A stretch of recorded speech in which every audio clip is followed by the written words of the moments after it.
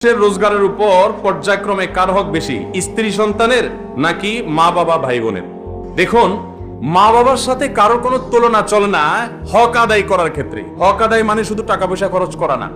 আল্লাহ এবং তার রাসূল সাল্লাল্লাহু আলাইহি সাল্লামের পর সর্বোচ্চ শ্রদ্ধা পাওয়ার হকদার, সর্বোচ্চ ভালোবাসার হকদার কে? মা এবং বাবা।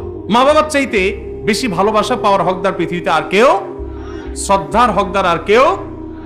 কিন্তু অর্থ ব্যয় করার ব্যাপারটা একটু ভিন্ন। স্ত্রী যদি থাকে তাহলে প্রত্যেক স্বামীর উপরে কর্তব্য তার স্ত্রীর ভরণ পোষণের ব্যবস্থা করা।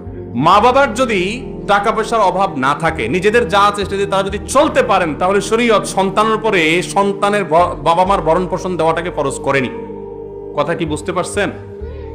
কিন্তু মা বাবার প্রতি শ্রদ্ধা দেখানো, তাদের জন্য অর্থকড়ি নফল হিসাবেও খরচ করা, এটা আমৃত্যু, এমনকি মৃত্যুর পরেও করতে হবে, আজীবন করতে হবে, মৃত্যুর পরেও করতে হবে। স্ত্রীর সাথে তো যতদিন বৈবাহিক সম্পর্ক থাকে ততদিন, বৈবাহিক সম্পর্ক না থাকলে তখন আর তার ভরণ পোষণ আবশ্যক হবে না। অতএব এটা দেখে কেউ আবার এটা মনে করেন না যে ইসলাম কি মা বাবার উপর স্ত্রীকে অগ্রাধিকার দিয়েছে কিনা, মোটেই না। কিন্তু খরচের যদি ব্যাপার হয়, স্ত্রী অন্যের ঘর থেকে এসছে আপনার ঘরে, অতএব তার সম্পূর্ণ দায় দায়িত্ব আপনার, আপনি তার ভরণ পোষণের ব্যবস্থা করে দিবেন।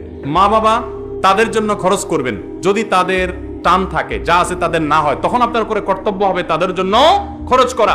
আপনি 10,000 টাকা ইনকাম করেছেন, মা বাবার কোনো ইনকাম সোর্স নাই, আপনি না দিলে তারা আর খেতে পাবে না, অন্য কোনো সন্তান নাই বা তারা দেয় না, তখন আপনি স্ত্রীর জন্য যদি 5,000 খরচ করেন, মা বাবার জন্য আপনাকে 5,000 খরচ করতে, 5,000ই খরচ করতে এমন কোনো কথা নেই, তাদের ভরণ পোষণের ব্যবস্থা করতে হবে।